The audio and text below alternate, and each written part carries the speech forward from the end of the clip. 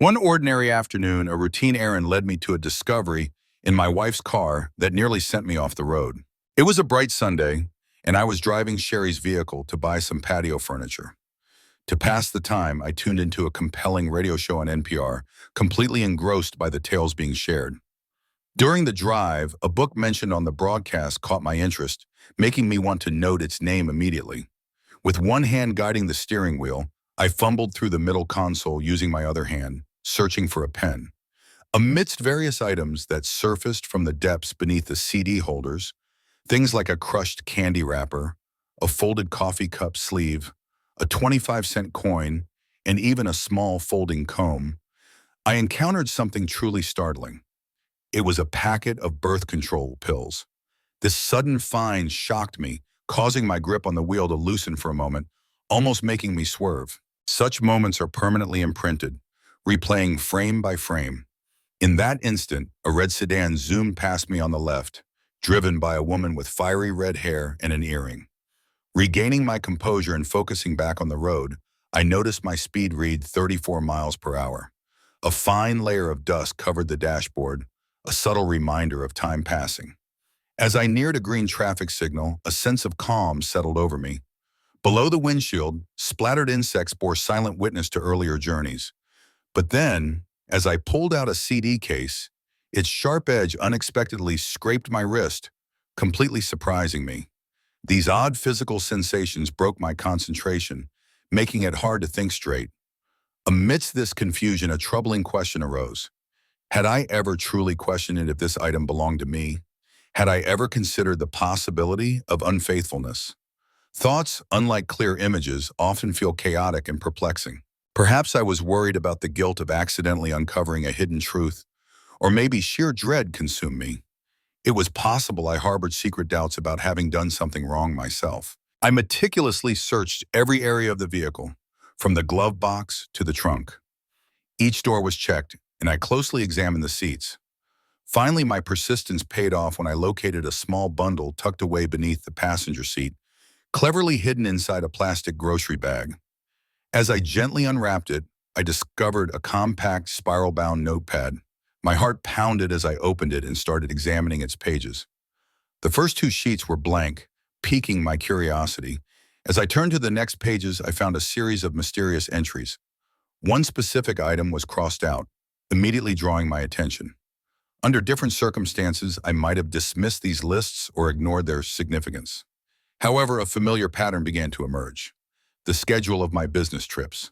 The crossed-out date marked the day I had fallen ill and unexpectedly had to stay at home. The contraceptives found earlier now suggested a message, guiding my thoughts toward the hotels I often used during my travels, places like Holiday Inn or Quality Inn.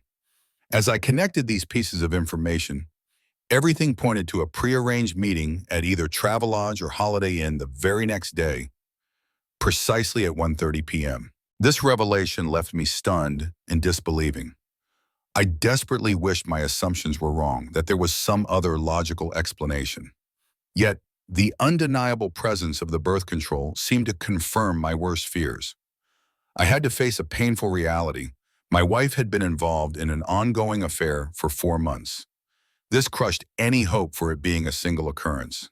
The evidence clearly indicated she had betrayed me, and with serious intent. A growing suspicion formed that she maintained a secret, elusive record.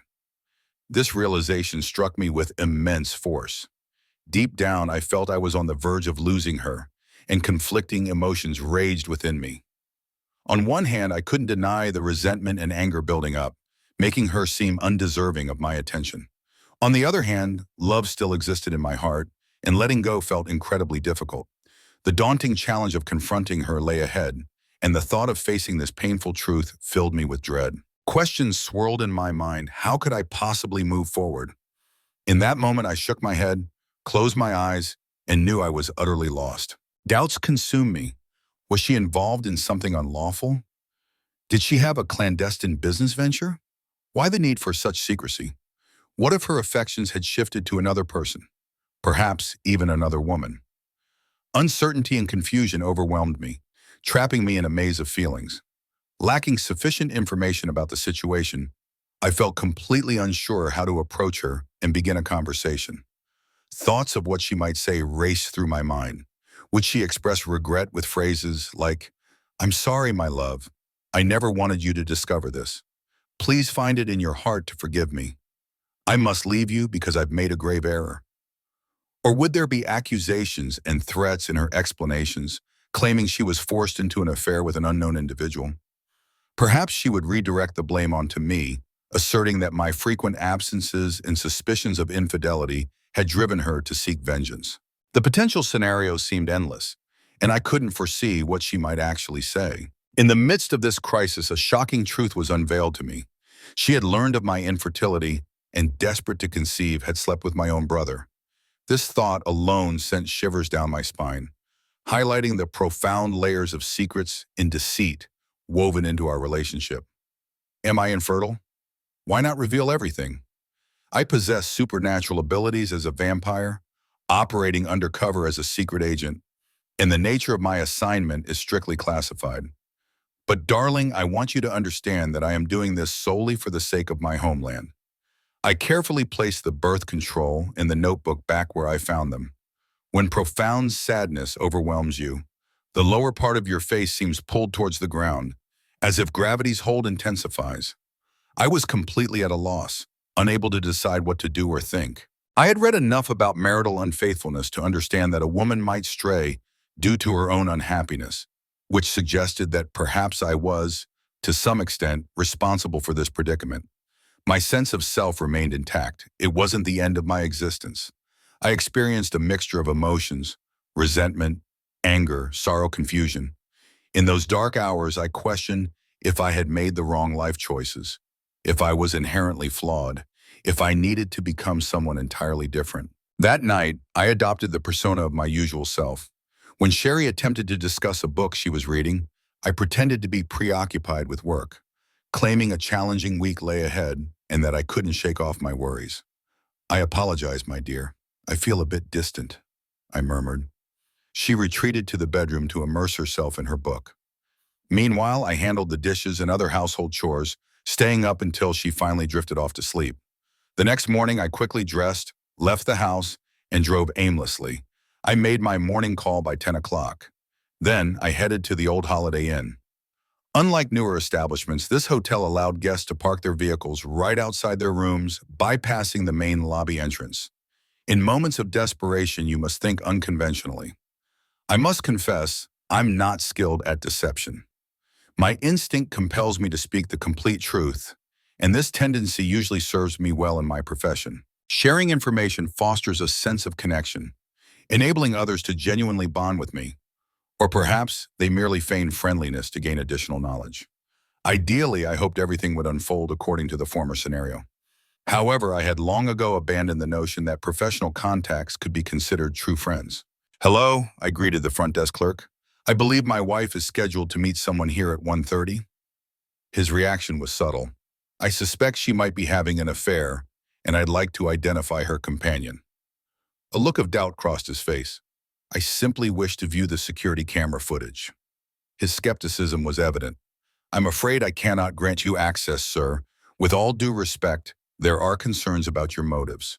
This hotel is responsible for the safety and privacy of its guests, not for your personal investigations. There's a chance you could pose a threat to this woman. I apologize for assuming she is your wife without proper confirmation."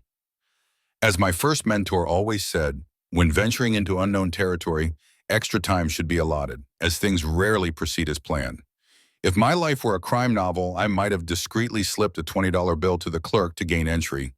But I am not one to resort to such methods. On the contrary, as a seasoned negotiator and manager, I am adept at finding mutually beneficial arrangements. The receptionist and I engaged in conversation, and soon he realized it would be advantageous for the hotel if I observed the security monitors in his presence, ensuring transparency of my actions. He understood that if I left, I would be able to survey the area outside the hotel, and he would be powerless to prevent any unforeseen incidents. Such a situation could lead to legal repercussions for the establishment, so it became clear that to minimize risk, it was necessary to keep me on the hotel premises. I derive great satisfaction from reaching agreements that benefit all parties. As a goodwill gesture, I treated us to lunch at Subway, selecting a classic tuna sub for myself and a chicken with bacon and ranch for him. After parking my car across the street, I returned to the hotel, and we watched the local news together at noon. During our discussion, I openly shared information with him, recounting details about the notebook and the contraceptives. Throughout our chat, he spoke about his personal life, sharing stories about his family, including his nephew's incarceration and his father's health issues. While enjoying our sandwiches, we began talking about fat, calories, and various eating approaches, during which he mentioned his attempt to follow the Atkins diet. We concurred that the most challenging aspect of any diet is maintaining the weight achieved. It was as if we quickly became companions, knowing our paths would likely never cross again. Precisely at 1:25, she arrived. After parking her vehicle at the rear entrance, the furthest point from the street, she remained seated inside, absorbed in a phone call. I could clearly see her face on the screen. After ending her conversation, she glanced at her reflection in the rearview mirror, idly twisting a strand of hair. Suddenly, at exactly 1:30, an elegant blue BMW pulled up beside her on the driver's side. A tall man with a thick head of brown hair emerged from the car. He walked effortlessly to the hotel entrance, handed over a room key, and looked back in my wife's direction. In response, Sherry opened her car door, took one last look at herself, and confidently walked towards the man awaiting her. As she passed him, he gently encircled her waist with his arm, drawing her close. The hotel door closed behind them, sealing their private moment. The concept of an affair is simple to grasp. We've all been captivated by such ideas.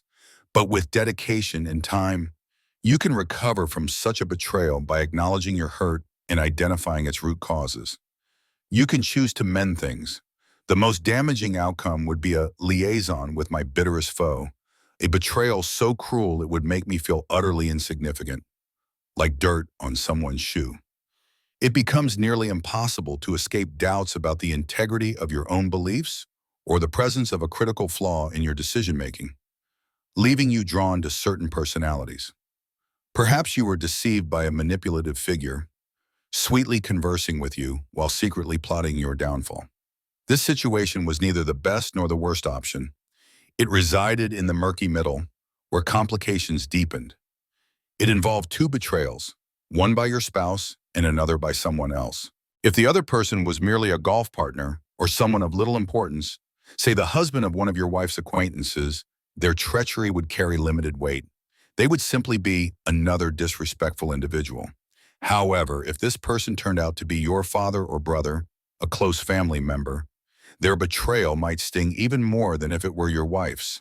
After all, a wife isn't related by blood, and though you might feel so enraged you could end up physically fighting with your brother, you might ultimately prioritize your family bonds over your marriage. She began an affair with your closest friend, Tom, betraying not only your bond but also your marital vows. Tom had served as your best man at your wedding, just as you had for his younger sibling at his own ceremony. You had known Tom for 2 decades since you were 7 years old. He understood how vital Sherry was to you and how deeply committed you were to your partnership and trust. This betrayal profoundly wounded you and weakened your once robust connection. However, the understanding between you and the receptionist was clear. You shook hands, confirming that your camaraderie wouldn't be overshadowed by misunderstandings, and that drinks and basketball wouldn't create a rift. You crossed the street and walked towards the golf course, where you got into your car and began hitting golf balls. With each swing, your regular clubs felt like perfectly balanced extensions of your body, and the wooden pieces became sharp and precise. Hitting the 4-iron shot was particularly satisfying as the ball soared into the air. These brief moments of clarity are what make golf both challenging and exhilarating. Feeling a surge of assurance, you decided to phone Tom at his residence. You greeted his wife, Peg, and invited them to join you for dinner. You arranged to meet at Kuros at 7. After making the call, you felt triumphant, just as you had dominated with the 4-iron. You called home and left a message for Sherry, letting her know you'd arrive early and arranging to meet at Kairos at 7 o'clock. You also left the same message on her mobile device to ensure she received it. When you arrived home at 6, you noticed Sherry was already in the shower. Her gym bag lay open on the floor, tempting you to look inside. You couldn't resist your curiosity, hoping to find something significant. Unfortunately, you discovered nothing of interest.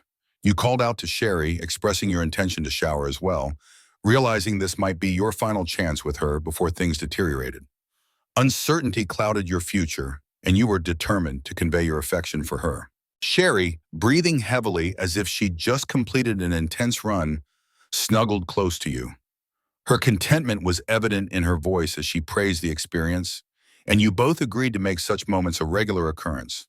Her passion and genuine interest in you eased your doubts, and you felt a profound connection in that instant. As you considered your next steps, you decided to meet Tom and Peg as planned at the restaurant. Everything appeared normal, and the bond of friendship remained strong among the four of you. But the weight of the impending conversation hung in the air.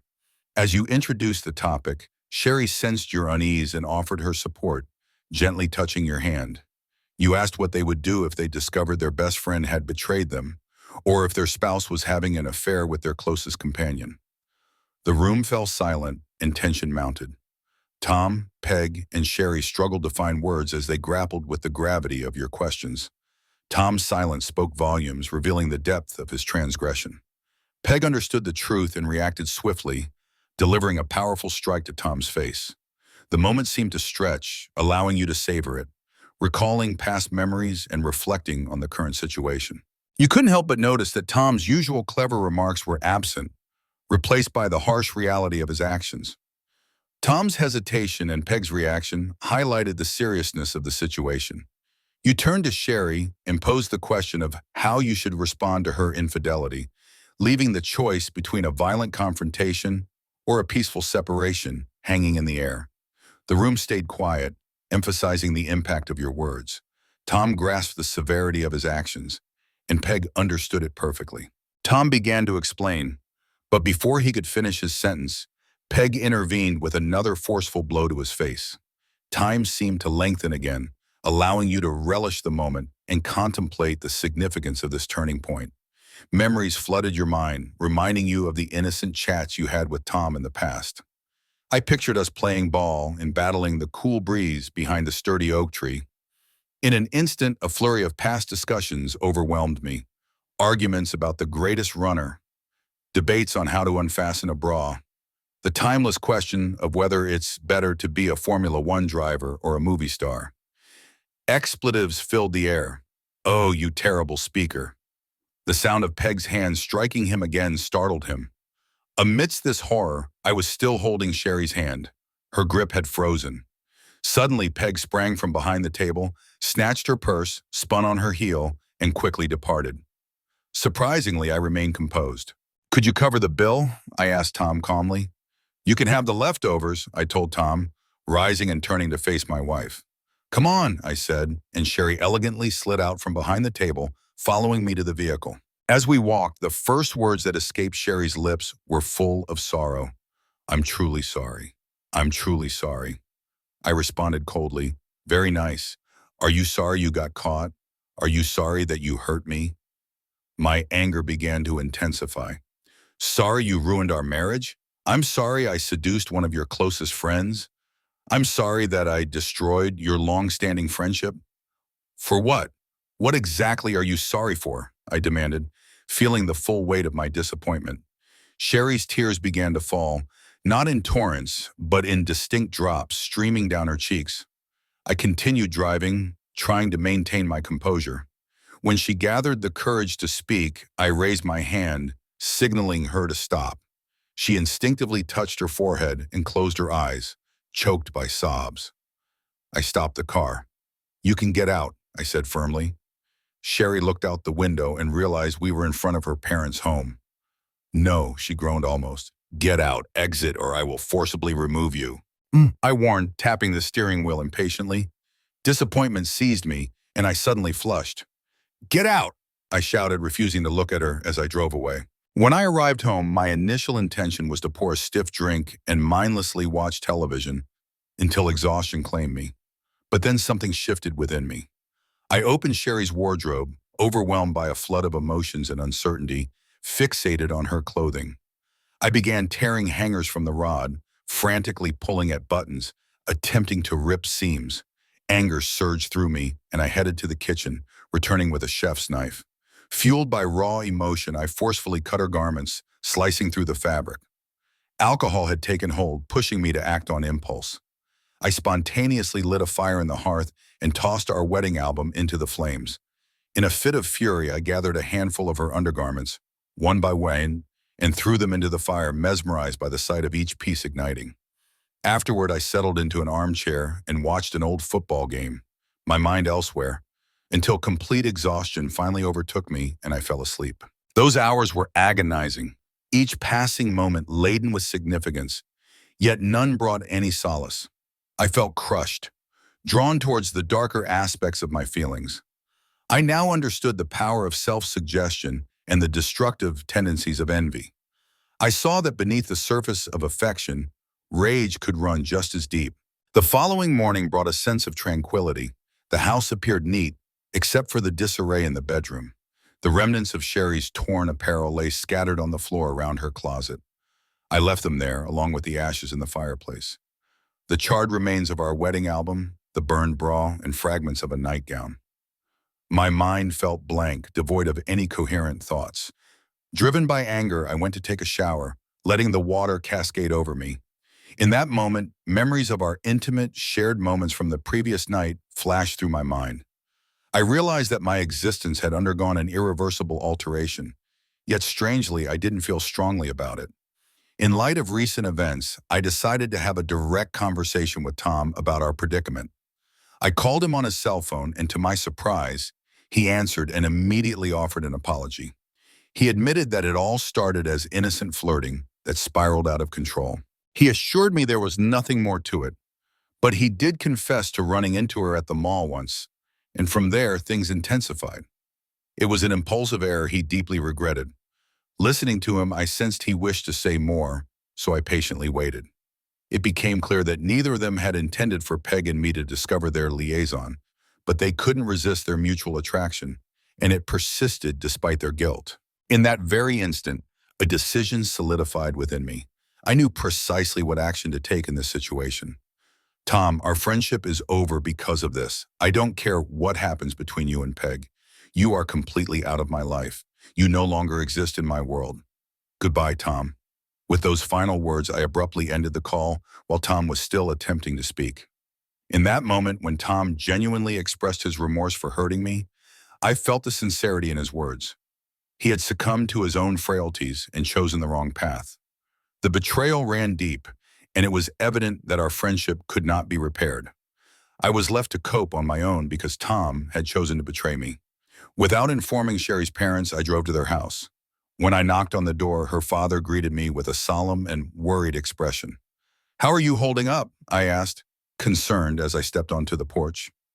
He partially closed the door behind him and let out a heavy sigh. "She told us," he admitted, his voice tinged with melancholy. "You know she cares for you, right? You should understand that." He searched my eyes for some sign of comprehension, shaking his head. "How foolish she is. It's incredible that I use such disparaging terms when referring to my own daughter.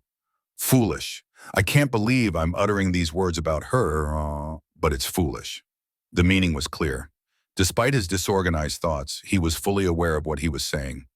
Sherry made a mistake, a significant one, but still just an error. With effort and time, we can move past it. Foolish, so foolish. The negative labels might continue, but we had to overcome them. "May I enter?" I asked Sherry's father. "My misguided daughter is in the kitchen." As I sat down at the kitchen table, I struggled to find the appropriate words. Sherry looked pale, her eyes swollen from weeping. Her mother stood silently beside her, and her father sipped water from a glass in small gulps. Finally, I took a deep breath and articulated my decision. "Here's what I've decided," I began, and Sherry nodded, her face mirroring the pain I had experienced the day before. "I'm going to file for divorce. There's no point in discussing the possibility of salvaging this marriage. The weight of her betrayal hung in the air. You betrayed me, our marriage, and everything I trusted in you. I've made a firm choice. I no longer wish to be married to you. The suffering you've caused me is immense, and I doubt you'll ever truly grasp the extent of your actions. I know you love me, and it's because of that love that I'm choosing to divorce you. I want you to feel the agony of losing me and live with that burden." In a moment of emotional distress, she made a guttural sound. It's truly unsettling how similar the noises we make in moments of pain are to the sounds of pleasure. But let me clarify my further intentions. "Are you listening, Sherry?" I asked, seeking some form of acknowledgement. Sherry didn't respond verbally, but lowered her head in silent agreement. "As soon as the divorce is finalized, and that won't happen quickly, we can consider the possibility of rekindling our relationship. But there's one condition. You must prove that you're a good person, and then we can start dating again." I looked into Sherry's eyes, recognizing the sadness and hurt etched on her face. "I want you to understand that I once cherished you, and now I'm giving you the chance to make me fall in love with you again. But know that I'm not going back. This marriage is now history. If you truly love me, you'll do your utmost to win me back." Sherry nodded, her lips tightly pressed together as she absorbed the gravity of my words. During the divorce proceedings, Tom was no longer considered my friend, and I barely communicated with Sherry. We sold our apartment, and Sherry relocated back in with her parents while I searched for a new place. I encountered her father only a few times, and our conversations were brief and superficial. I didn't ask about Sherry, but in these short meetings, I made it clear that our arrangement still stood. The divorce was finalized in a mere 4 months, a period slightly shorter than Sherry's affair with Tom. Peg contacted me twice after the restaurant incident, but I informed her about the divorce from Sherry and made it clear that I would only consider rebuilding our relationship if she distanced herself from both Tom and her own previous actions. To my surprise, Peg didn't attempt to reach out again. Instead, through mutual acquaintances, I learned that she and Tom sought counseling for their relationship while I embarked on an adventurous holiday, engaging in activities like hiking and rock climbing in Chile. I thoroughly enjoyed it, as physical exertion served as a therapeutic escape, completely clearing my mind. Upon my return, I discovered a message from Sherry on my work answering machine, inquiring about our conversation. As I rode in a taxi home from the airport, I decided to call her. I dialed her number and greeted her with a casual hello. The entire ordeal with infidelity and divorce had compelled me to be more direct in my actions. I wondered whether she would call me. After informing her of my recent return to the city, I asked if we should continue our discussion. I proposed meeting and inquired about her availability. "What are you doing this afternoon? Would you like to grab a drink?" I suggested. When I arrived at the agreed-upon location, I saw her waiting in a booth. Placing a glass of water in front of her, I took a seat and joined her. Our eyes met, and I nodded in greeting. I chose not to waste words, getting straight to the point. "Shall we discuss this further? Is there anything you wish to say or propose?" I asked, genuinely interested in her intentions. "I want to give this a chance," I added, emphasizing my desire to move forward. Curious about her own desires, I inquired, "What do you want?" Leaving no room for ambiguity, I sensed the tension building within her. She closed her eyes for a moment, seemingly pondering her next words. "Should I apologize? What should I do?" she finally asked, seeking guidance on the path ahead. "I should also mention that I'm expecting a baby," she whispered, her words causing my eyes to immediately drop to her midsection. It became evident that her dress was deliberately loose, likely to conceal the pregnancy. The problem was, I didn't know whose child it was. After this revelation, Sherry began to cry. I was in such shock that I couldn't utter a single word. I silently took her hand and escorted her to a clinic for a DNA test. I was too bewildered by this unexpected news to think rationally. "Does Tom know about your pregnancy?" I asked as we drove to the clinic. In a trembling voice, she replied that Tom had ignored her message about the pregnancy. I was ready to explode with rage at that pathetic excuse for a man. We remained silent for the rest of the journey. After the day test, I took Sherry back to her parents' home, and I awaited the results with a sense of dread. Almost all night, I lay awake, unable to sleep, tossing and turning in bed. In the afternoon, I received a call from the clinic informing me that the DNA test results were ready. I quickly jumped into my car and drove to the clinic, and what I discovered was incredibly distressing. I was not the father of the unborn child. I sat in the car for about an hour, overcome with sorrow and tears. It's all settled now. Sherry and I can't be together anymore. I conveyed this news to her via a text message, also attaching a photo of the DNA test result. After sending this message, I received numerous calls from Sherry, but I didn't want to engage in conversation with her or see her again. I also made a serious decision to purchase a house far away from Sherry and Tom in an effort to leave the past behind once and for all. It's been 7 months since I blocked Sherry and all our mutual acquaintances. I bought a modest house and try my best not to dwell on the past with Sherry. My work and involvement in sports have helped me with this. I have a girlfriend with whom I spend weekends away from work, and we have a wonderful time together, but I'm not seeking anything serious at the moment. Recently, I learned about Sherry's and her child's fate from my parents, and it brought me to tears as I couldn't overcome the pain. Following my message, Sherry became hysterical, which eventually led to a deep depression. She even refused to eat and spent entire days in bed. Due to this emotional breakdown, she gave birth to a premature baby girl who was diagnosed with Down syndrome. Now Sherry is raising the child on her own, living with her parents who assist her with everything.